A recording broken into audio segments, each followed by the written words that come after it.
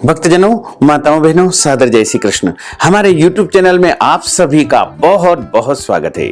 मैं हूं आपके साथ आचार्य धर्मेंद्र शास्त्री। सबसे पहले आपको और आपके पूरे परिवार को कमला एकादशी, पद्मिनी एकादशी की बहुत बहुत शुभकामनाएं और बधाइयां। भगवान श्री लक्ष्मी नारायण जी का भरपूर आशीर्वाद आप सभी के जीवन पर निरंतर बना रहे। आप सभी सुखी रहें, स्वस्थ रहें, व्यस्त रहें और मस्त रहें। आज हम आप सभी को अधिक मास पुरुषोत्तम मास की पद्मिनी एकादशी का संपूर्ण विधि विधान बताने जा रहे हैं।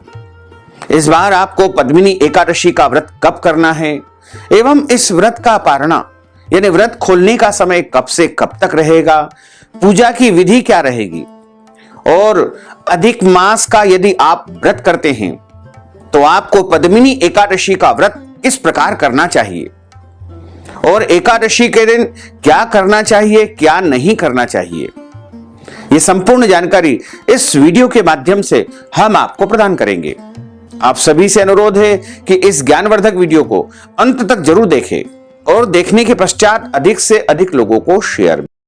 अधिक मास पुरुषोत्तम मास की जो एकादशी आती है उसे पद्मिनी एकादशी, कमला एकादशी या पुरुषोत्तमी एकादशी के नाम से जाना जाता है।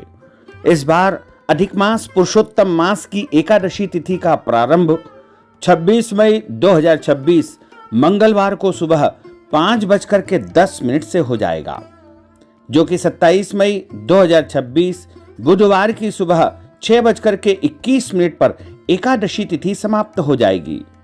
इस प्रकार सभी भक्तजनों, माताओं, बहनों, वैष्णव जनों को, स्मार्त जनों को और सभी संप्रदायों को मानने वालों को एकादशी का व्रत केवल और केवल 27 मई 2026 बुधवार को ही रखना चाहिए।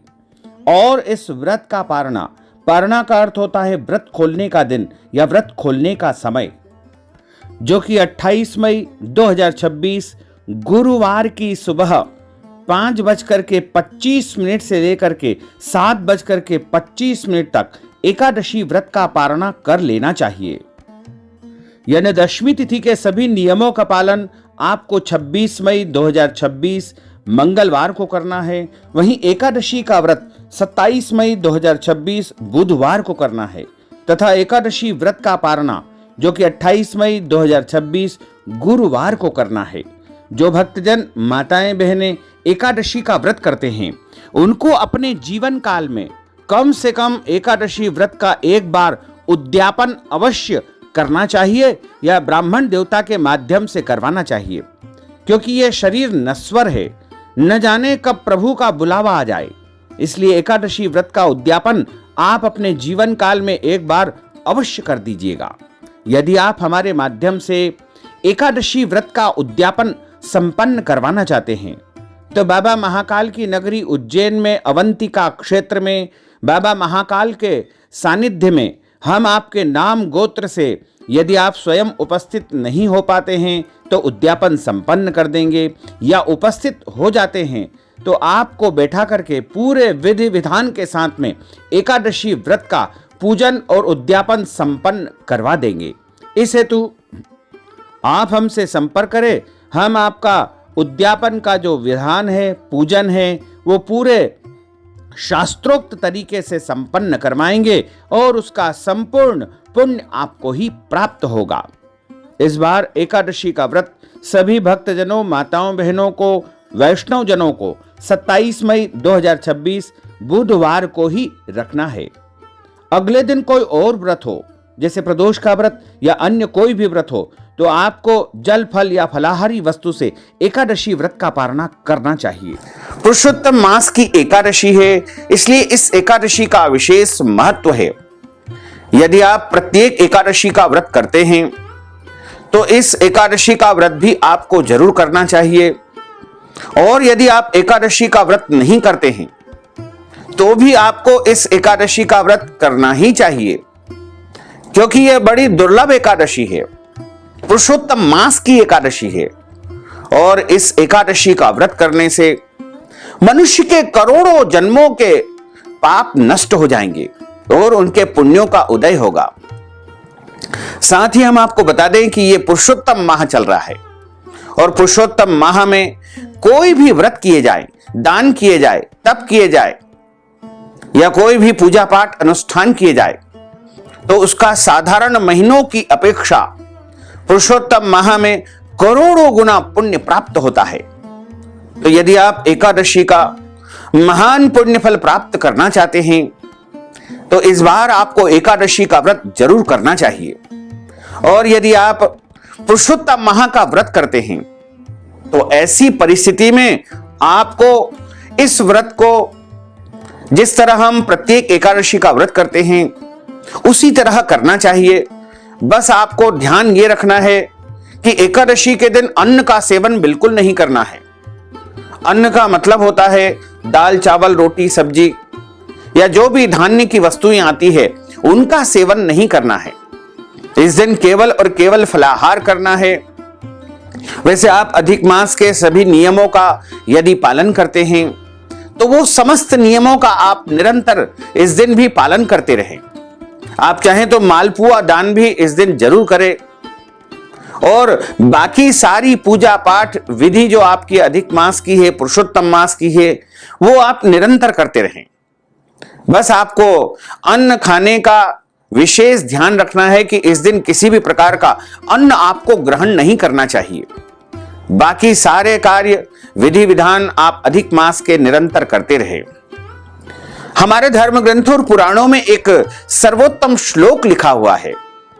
उसमें कहा गया है कि विष्णु एकादशी गीता तुलसी विप्र धेनवः असारे दुर्ग संसारे षटपदी मुक्तिदायिनी। इसका अर्थ यह है कि भगवान श्री हरि विष्णु जी का पूजन करना, एकादशी का व्रत रखना, गीता जी का पाठ करना, तुलसी माता का पूजन एवं दर्शन करना, ब्राह्मण देवताओं की सेवा करना, उनको दान करना, उनको भोजन कराना, गौ माता की रक्षा और सेवा करना, ये 6 कार्य इस कठिन संसार सागर को पार करने हेतु मुक्तिदायक बताए गए हैं। वैसे तो पूरे वर्ष में 24 एकादशी आती है, लेकिन जिस साल अधिक मास या पुरुषोत्तम मास आता है उस वर्ष 2 अधिक एकादशी यानी कुल मिलाकर के 26 एकादशी होती है। इस बार श्रावण माह अधिक मास के रूप में हम सभी को प्राप्त हुआ है। श्रावण महीने के अधिष्ठाता देवता देवाधिदेव महादेव है और पुरुषोत्तम माह के अधिष्ठाता देवता अधिपति भगवान श्री हरि नारायण विष्णु है।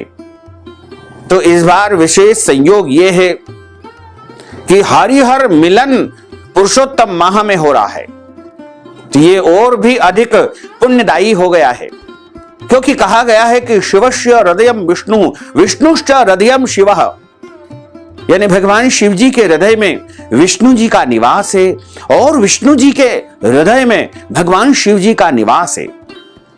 अतः इस बार जो भी व्रत किए जाएंगे, तप किए जाएंगे और पुण्य कार्य किए जाएंगे, उसको आप अनंत गुना के रूप में अपने जीवन में प्राप्त करोगे और आप देखोगे और पाओगे कि आपके जीवन में एक अद्भुत परिवर्तन आपको देखने को मिलेगा। और पुरुषोत्तम माह की जो एकादशी है उस दिन आपको शाम के समय जब सूर्यास्त हो उस समय आपको भगवान नारायण के सामने, भगवान विष्णु जी के सामने शुद्ध घी के 5 दीपक अवश्य लगाना चाहिए, क्योंकि पुरुषोत्तम माह में जो 7 तिथियां हैं उन पर दीपक लगाने का विशेष महत्व है। इसलिए आप पुरुषोत्तम माह की इस एकादशी के दिन सूर्यास्त के समय भगवान विष्णु जी के सामने 5 दीपक जरूर जला देना। ऐसा यदि आप पूरी श्रद्धा, भक्ति और भावना के साथ करेंगे तो आप निश्चित मानिएगा कि आपके घर में अखंड लक्ष्मी की प्राप्ति होगी, अपार वैभव आपको मिलेगा और आप जो भी चाहोगे वो जरूर प्राप्त कर लोगे। प्रत्येक महीने में 2 बार एकादशी आती है, एक कृष्ण पक्ष में, दूसरी शुक्ल पक्ष में। दोनों ही एकादशियों का भिन्न भिन्न महत्व हमारे धर्म ग्रंथों तथा पुराणों में बताया हुआ है।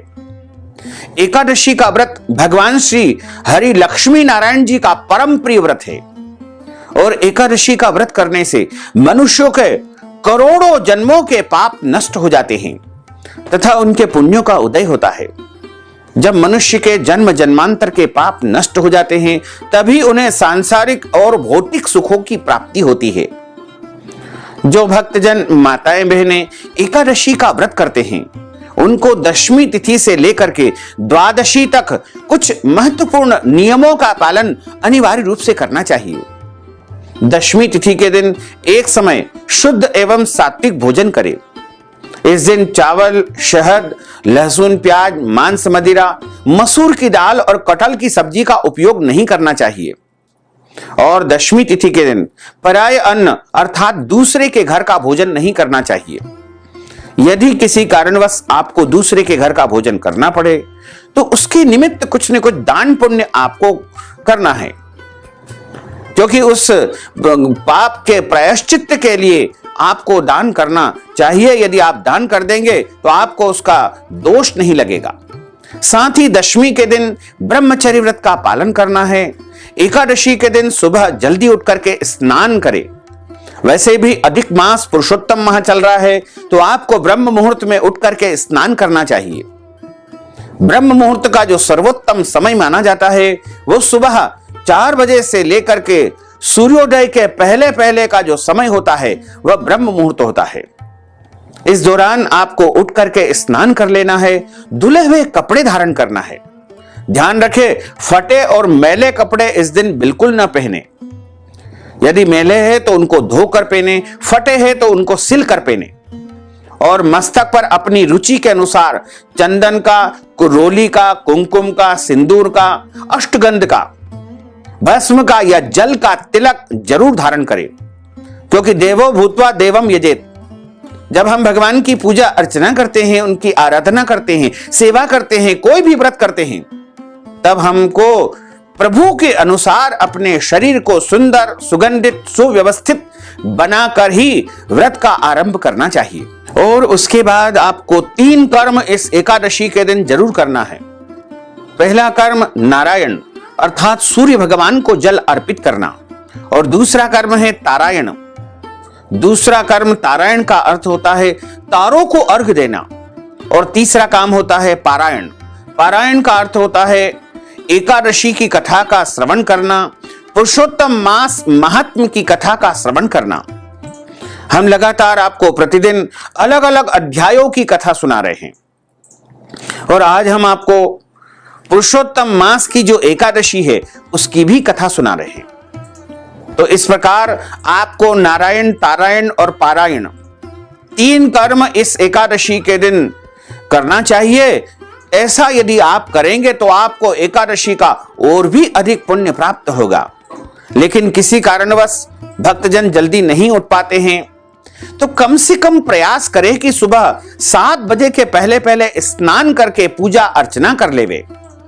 और यदि 7 बजे तक भी नहीं नहा पाते हैं तो सुबह 9 बजे के पहले पहले आपको पूजा अर्चना जरूर कर लेना चाहिए, क्योंकि सुबह 9 बजे तक का जो समय होता है वो देवताओं का समय माना जाता है।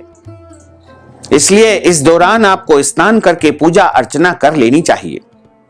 एकादशी के दिन तुलसी माता का पूजन अर्चन करना चाहिए। तुलसी जी में शुद्ध घी का दीपक जलाना चाहिए। गौ माता की सेवा एवं पूजा करनी चाहिए। हमारे गुरुदेव का मन ही मन स्मरण करके उनको नमन करना चाहिए। घर के बड़े बुजुर्ग, माता पिता, सास ससुर, इनको भी इस दिन प्रणाम करके उनका भी आशीर्वाद लेना चाहिए। और जो भक्तजन, माताएं बहनें एकादशी का व्रत करते हैं उनको एकादशी व्रत का संकल्प अवश्य धारण करना चाहिए। आप यदि निष्काम भाव से व्रत करते हैं तो भी आपको संकल्प धारण करना है, और यदि आप सकाम भाव से व्रत करते हैं तो भी आपको संकल्प धारण करना चाहिए। निष्काम व्रत का अर्थ होता है बिना किसी कामना के किए जाने वाले व्रत को निष्काम व्रत कहा जाता है, और सकाम व्रत का अर्थ होता है कोई कामना या इच्छा लेकर के जब हम व्रत को प्रारंभ करते हैं उसे सकाम व्रत कहा जाता है। संकल्प धारण करने के लिए अपने देव स्थान, अपने पूजा घर, अपने मंदिर में एक शुद्ध घी का दीपक जलाएं, और अपनी पूजा की थाली में आपको पीला पुष्प रखना है और अक्षत के स्थान पर जौ अथवा तिल रखना है। अष्टगंध, चंदन, रोली और शुद्ध जल वहां पर रखे और आसन पर बैठ करके पहले अपने शरीर को शुद्ध कर लेवे और शुद्ध करने के पश्चात संकल्प आपको धारण करना चाहिए। इस प्रकार संकल्प प्रभु को आप समर्पित कर दीजिएगा और हाथ जोड़ करके प्रभु से निवेदन करें, भगवान से प्रार्थना करें कि हे देवादिदेव, हे करुणा निधान, आज हम पुरुषोत्तम मास अधिक मास की पद्मिनी या कमला एकादशी का व्रत धारण करने जा रहे हैं। आप हमें पूरी शक्ति और सामर्थ्य प्रदान करें कि हम इस एकादशी का व्रत पूरे विधि विधान से कर सकें और संपूर्ण नियमों का पालन कर सकें। साथ ही यदि हमारे द्वारा इस एकादशी व्रत में किसी भी प्रकार के नियमों का पालन करने में कोई ज्ञानवश या अज्ञानवश गलती हो जाए तो उसे आप क्षमा प्रदान करना। इस प्रकार प्रभु से प्रार्थना करके आपका व्रत आरंभ हो जाएगा। जो भक्तजन एकादशी का व्रत करते हैं उनको एकादशी के दिन अन्न का सेवन बिल्कुल नहीं करना चाहिए। अन्न का अर्थ होता है दाल, चावल, रोटी, सब्जी और जो भी अन्न की वस्तु आती है उनका सेवन बिल्कुल नहीं करना चाहिए। इस दिन केवल और केवल फलाहार आपको करना चाहिए। सर्वोत्तम फलाहार दूध से बनी वस्तुएं और फल माने जाते हैं। इसके अलावा मखाना भी एक प्रकार का सर्वोत्तम फलाहार है। मखाना को नमकीन या मीठा बना करके उसका भी फलाहार के रूप में आप उपयोग कर सकते हैं। आलू और साबूदाने और अन्य जो भी शुद्ध सात्विक फलाहार है उनका आपको इस दिन उपयोग करना चाहिए। फलाहार में किसी भी परिस्थिति में आपको इस दिन सादे नमक का उपयोग नहीं करना चाहिए। जो फलाहारी नमक होता है जिसे हम सेंधा नमक कहते हैं उसका उपयोग करना चाहिए। इसमें आप प्रयास करें कि काली मिर्च का प्रयोग करें, क्योंकि काली मिर्च फलाहार में सर्वोत्तम मानी जाती है और स्वास्थ्य वर्धक भी होती है। साथ ही इस दिन आप जो फलाहार बनाते हैं उसमें हल्दी का उपयोग बिल्कुल नहीं करना चाहिए। हल्दी का उपयोग किसी भी प्रकार के फलाहार में नहीं किया जाता है, क्योंकि हल्दी खाने से व्रत भंग हो जाता है। इसलिए हल्दी का उपयोग फलाहार के रूप में बिल्कुल न करें और इसमें अच्छे तेल का ही आपको उपयोग करना चाहिए। एकादशी के दिन प्रभु का विशेष पूजन अर्चन करना चाहिए। चूंकि ये पुरुषोत्तम मास अधिक मास की एकादशी है, इसलिए इस दिन आप भगवान का, प्रभु का अच्छी प्रकार से पूजन अर्चन करें। एक चौकी के ऊपर पीला कपड़ा बिछा करके मध्य भाग में भगवान बाल गोपाल जी, लड्डू गोपाल जी या शालीग्राम जी या राधा कृष्ण जी या लक्ष्मी नारायण जी या सीताराम जी या जो भी प्रभु नारायण के स्वरूप हो उनका स्थापन करके उनका पूजन अर्चन करें। सर्वप्रथम गौरी गणेश का पूजन करें और कलश का पूजन करें। भगवान जहां पर बिठाए जाते हैं उनके सीधे हाथ की तरफ गेहूं की ढेरी रख करके उस पर तांबे का या मिट्टी का कलश रखे। कलश में आम के पत्ते रख करके एक नारियल रखे और कलश का पूजन करे। भगवान लक्ष्मी नारायण का पूजन करे। इस दिन यदि संभव हो तो भगवान श्री लक्ष्मी नारायण को पंचामृत से स्नान जरूर कराए। पंचामृत का अर्थ होता है दूध, दही, शहद, शक्कर और घी। इनसे मिलकर के जो वस्तु तैयार होती है उसे पंचामृत कहा जाता है। सर्वप्रथम जल से स्नान कराएं, फिर पंचामृत से प्रभु को स्नान कराएं और उसके बाद शुद्ध जल से स्नान कराएं। यदि आपके पास यमुना जी का जल हो तो उससे भी आप स्नान करवा सकते हैं। ध्यान रखें, कभी भी भगवान विष्णु जी को गंगा जल से स्नान नहीं करवाना चाहिए। उनको यमुना जल चढ़ाया जाता है, क्योंकि गंगा जी का प्रागट्य प्रभु के चरणों से हुआ है।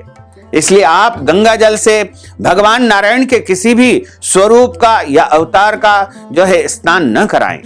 भगवान नारायण को यमुना जी का जल बहुत अधिक प्रिय है। यमुना जी का जल यदि नहीं है तो साधारण जल में यमुना जी का ध्यान करते हुए उस जल को आपको प्रभु के ऊपर अर्पण करना चाहिए।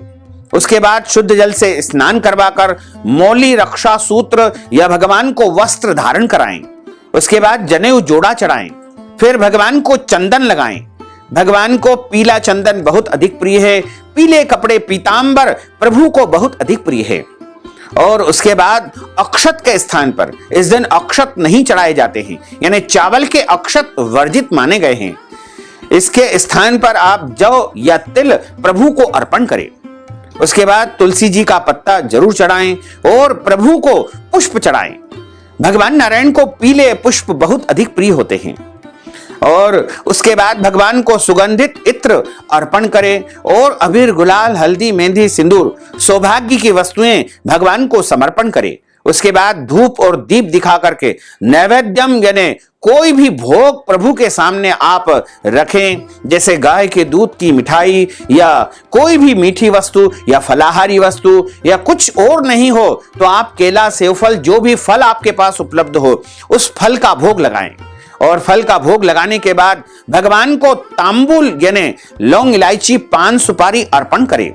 उसके बाद प्रभु को आप श्रीफल, नारियल के ऊपर दक्षिणा रख करके समर्पण करें और एकादशी व्रत की कथा का श्रवण करें तथा भगवान की आरती उतारे और क्षमा याचना करें। इस प्रकार आप प्रभु का इस दिन पूजन अर्चन करें। जो भक्तजन, माताएं, बहनें एकादशी का व्रत करते हैं उनको झूठ नहीं बोलना चाहिए, क्रोध नहीं करना चाहिए, लड़ाई झगड़ा या वाद विवाद बिल्कुल नहीं करना चाहिए। अपने घर में चावल बनाना भी नहीं चाहिए और चावल का उपयोग किसी भी परिस्थिति में भोजन में या पूजा पाठ में नहीं करना चाहिए, चाहे आपके घर में एकादशी का व्रत होता है या नहीं भी होता है। एकादशी के दिन में सोना नहीं चाहिए। इस दिन ब्रह्मचर्य व्रत का पालन करना चाहिए। एकादशी के दिन दाढ़ी, कटिंग व शेविंग नहीं करवाएं। किसी भी प्राणी का, किसी भी मनुष्य का या किसी भी जीव जंतु का अपमान अथवा अनादर बिल्कुल न करें।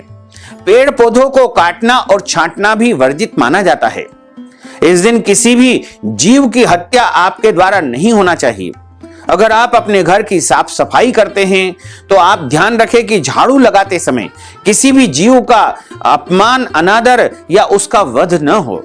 यदि आप एकादशी का व्रत करते हैं तो किसी और के द्वारा भी आप झाड़ू लगवा सकते हैं, इसका कोई दोष नहीं है। और इस दिन यदि आपके घर में जन्म अथवा मृत्यु का सूतक लगा हुआ हो तो ऐसी परिस्थिति में आप व्रत अवश्य करें, लेकिन भगवान का स्पर्श और पूजन करना वर्जित माना जाता है। साथ ही यदि कोई माताएं, बहनें मासिक धर्म या पीरियड की अवस्था में हैं तो ऐसे में भी उनको व्रत जरूर करना चाहिए, लेकिन भगवान का स्पर्श और पूजन कार्य इस दौरान नहीं किया जाता है। यदि आप किसी प्रकार की बीमारी है और दवाई लेते हैं तो औषधि लेने का कोई दोष नहीं माना गया है।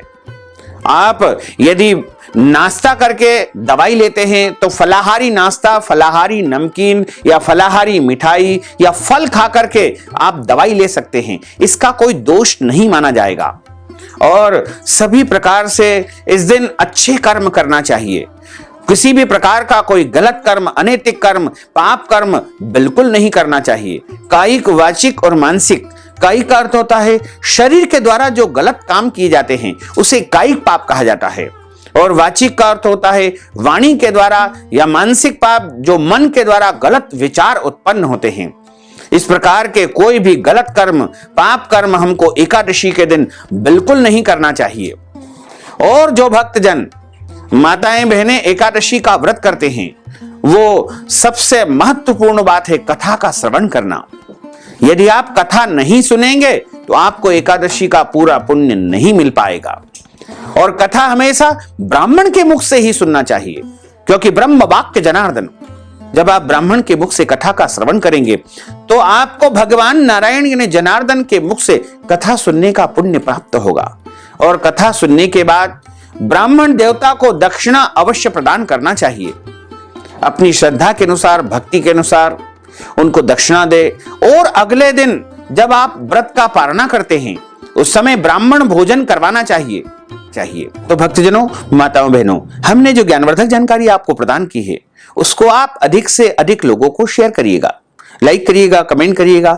और यदि अभी तक आपने सब्सक्राइब नहीं किया है तो अभी और इसी समय सब्सक्राइब अवश्य कर लीजिए। आपको और आपके पूरे परिवार को सादर जय श्री कृष्ण, सादर धन्यवाद।